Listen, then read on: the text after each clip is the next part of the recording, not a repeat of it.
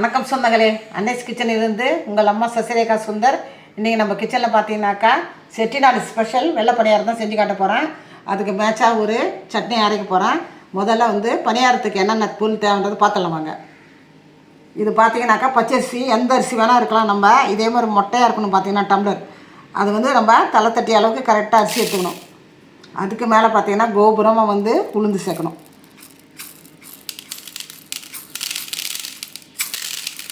இதுதான் பார்த்தீங்கன்னா அளவு.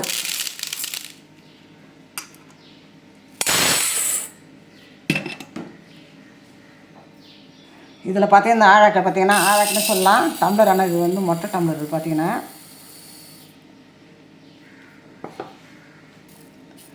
முதல்ல ஒரு ஆழாக்கு போட்டேன். இப்போ பார்த்தீங்கன்னா ரெண்டாவது.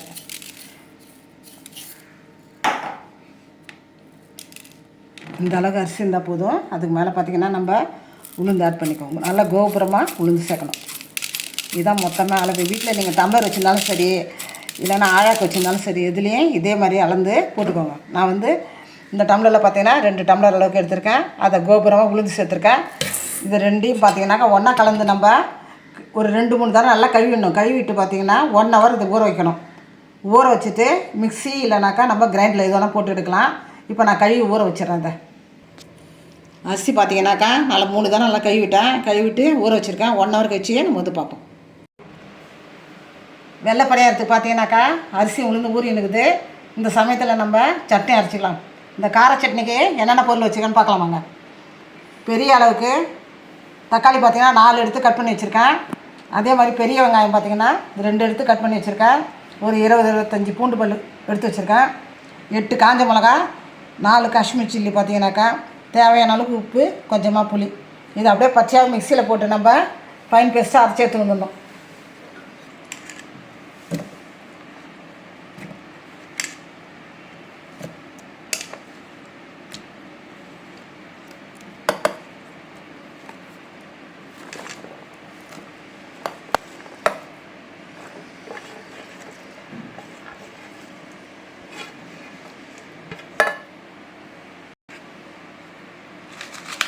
காஞ்ச மிளகா உங்களுக்கு தேவையான அளவுக்கு கூடவோ குறையவோ நீங்கள் ஆட் பண்ணிக்கலாம்.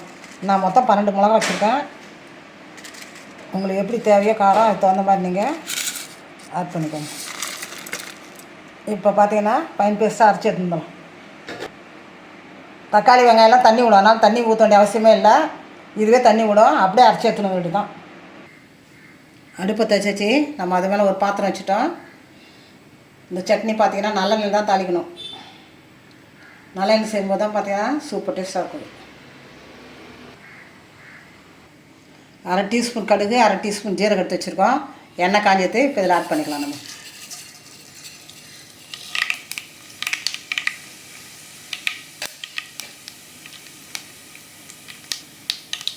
கடுகு ஜீரகம் பொரியும் போதே பெருங்காயம் கொஞ்சம் ஆட் பண்ணிக்கலாம்.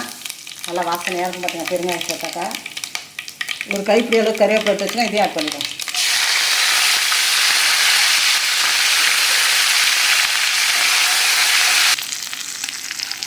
எல்லாம் பார்த்தீங்கன்னா தக்காளி வெங்காயம் எல்லாம் நல்லா மசிஞ்சிட்டு இப்போ இந்த எண்ணெயில் ஆட் பண்ண வேண்டியது தான். நம்ம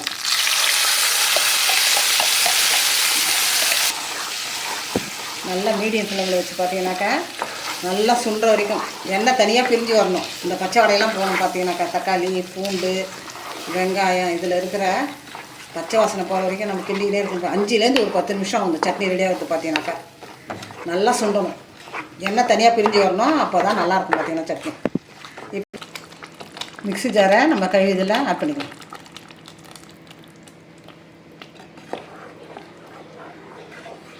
இதை பார்த்தீங்கன்னா மீடியம் ஃப்ளேமில் வச்சு நம்ம மூடி போட்டு நல்லா கொதிக்க விடணும். பார்த்தீங்கன்னா சுண்டுற வரைக்கும் நல்லா கொதிக்க வைக்கணும். இப்போ நான் மூடி போட்டுக்கிறேன். அடுப்பை பார்த்தீங்கன்னா மீடியம் ஃப்ளேமில் வச்சு வேண்டியது தான். தண்ணிலாம் நல்லா சுண்டிடுச்சு. இது பார்த்தீங்கன்னா ஒரு 10 நிமிஷத்துக்கு ஆகிடுச்சு. நல்லா சுண்டிடுச்சு. இப்போ உப்பு காரம் எல்லாம் சரியாக நான் டேஸ்ட் பார்த்துட்டேன். சரியாக இருக்குது. இப்போ நான் இறக்கி வச்சு வேறு ஒரு பாத்திரத்துக்கு மாற்றி காட்டுறேன் உங்களுக்கு. அதுக்குள்ளே போய் நம்ம அந்த அரிசி அரைச்சி எடுத்து வந்துடலாம். அரிசி பார்த்தீங்கன்னாக்கா 1 மணி நேரம் நல்லா ஊறிட்டு இப்போ இதை நம்ம மிக்ஸி ஜாரில் சேர்த்துக்கிறோம். கொஞ்சம் தண்ணி இல்லாத நம்ம வடிகட்டி சேர்த்துக்கிறோம். பாதி போட்டேன். இப்போ அரைச்சி எடுத்துன்னு வந்துடுறேன். அரைச்சி எடுத்துட்டேன். பாதி அரைச்சி எடுத்துட்டு பார்த்தீங்கன்னா லேசாக குறை பண்ணால் கூட நல்லாயிருக்கும். பார்த்தீங்கன்னாக்கா ரொம்ப வளவன்னு அரைக்கணும் அவசியம் இல்லை. மீதி பாதியாக அரைச்சி எடுத்துட்டேன். இதோட ஆட் பண்ணிக்கலாங்க. இது பார்த்தீங்கன்னாக்கா அப்படியே ஃப்ரெஷ்ஷாக செய்ய வேண்டியது தான். நம்ம புளிக்கெல்லாம் வச்சுலாம் செய்யக்கூடாது. இந்த மாவை உடனே செஞ்சிடணும். அப்போ தான் எண்ணெயும் இருக்காது, டேஸ்ட்டும் மாறாது. காய்ச்சன பால் ஒரு 1/4 டம்ளர் இதில் ஆட் பண்ணிக்கலாம். 1 ஸ்பூன் சர்க்கரை, 1 ஸ்பூனு உப்பு.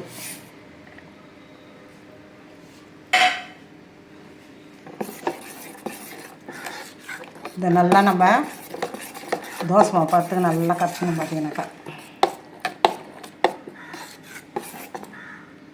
இந்த லெவல் வந்தால் தான் எண்ணெயில் போட்டு எடுக்கும்போது ரொம்ப எண்ணெய் இழுக்காது. இந்த பதம் தான், இது சரியான பதம். பார்த்தீங்கன்னாக்கா இப்போ நம்ம அடுப்புகிட்ட போல வாங்க. அடுப்பை வச்சாச்சு. அதுமாதிரி நம்ம பாத்திரம் வச்சுட்டோம். இதை போட்டு எடுக்கிறதுக்கு எண்ணெயும் ஊற்றியாச்சு. இப்போ எண்ணெய் காஞ்சதும் நம்ம 1 2 அப்படி போட்டு எடுத்தோம். நல்லா எண்ணெய் காஞ்சிட்டு இப்போ ஊற்றி ஒன்று எடுக்கும்.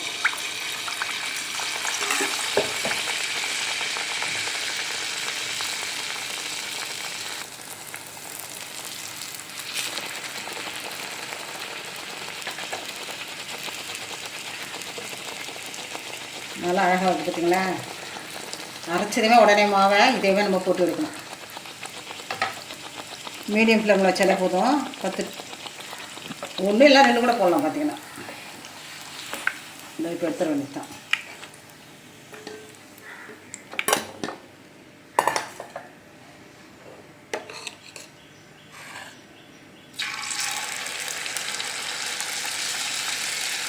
இப்போ 2 போடுங்க.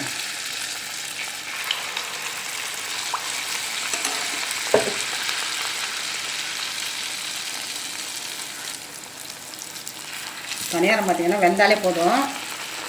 வெள்ளையாக தான் இருக்கணும். பார்த்தீங்கன்னா இது ப்ரௌன்லாம் ஆக வேண்டியதில்லை. ஃபுல் ஸ்பீட் வைக்காமல் கொஞ்சம் குறைச்சி வச்சு வேக வைக்கணும்.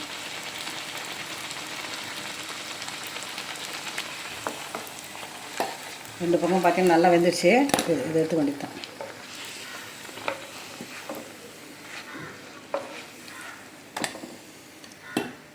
இன்றைக்கி நம்ம அனீஸ் கிச்சனில் பார்த்தீங்கன்னாக்கா சூப்பராக நம்ம செட்டிநாடு ஸ்பெஷல் வெள்ளை பணியாரம் ரெடி பண்ணிட்டோம். அதுக்கு மேட்சாக பார்த்தீங்கன்னாக்கா ஒரு கார சட்னி ரெடி பண்ணிட்டோம். இது பார்த்தீங்கன்னா குழந்தைங்கலேருந்து பெரியவங்களுக்கு எல்லோரும் விரும்பி சாப்பிடுவாங்க. இது கல்யாணம்லாம் பண்ணும்போது பார்த்தீங்கன்னாக்கா செட்டிநாட்டில் இது ரொம்ப ரொம்ப ஸ்பெஷலு. மார்னிங் பார்த்தீங்கன்னா டிஃபனுக்கு இந்த வெள்ளை பணியாரம் இல்லாத அவங்க யாருக்கும் சாப்பாடே போட மாட்டாங்க. பார்த்தீங்கன்னாக்கா இது அவங்களுக்கு ரொம்ப ரொம்ப ஃபேவரேட்டானது. அது பார்த்தீங்கன்னா நம்ம வீட்டில் கெஸ்ட்லாம் வந்தால் கூட நம்ம இதை செஞ்சு கொடுக்கலாம். நம்ம ரொம்ப ஈஸியாக ரொம்ப சிம்பிளு, அதே சமயம் ஆரோக்கியமானது. நீங்களும் செஞ்சு பாருங்கள். நான் என்ன சொன்னேன்னா அதே மெத்தடில் செஞ்சு பார்த்துட்டு எனக்கு கமெண்ட்ஸில் சொல்லுங்கள். லைக் பண்ணுங்கள், ஷேர் பண்ணுங்கள், கமெண்ட் பண்ணுங்கள். மறக்காமல் என்னுடைய அனீஸ் கிச்சனுக்கு சப்ஸ்கிரைப் பண்ணுங்கள். தேங்க்யூ.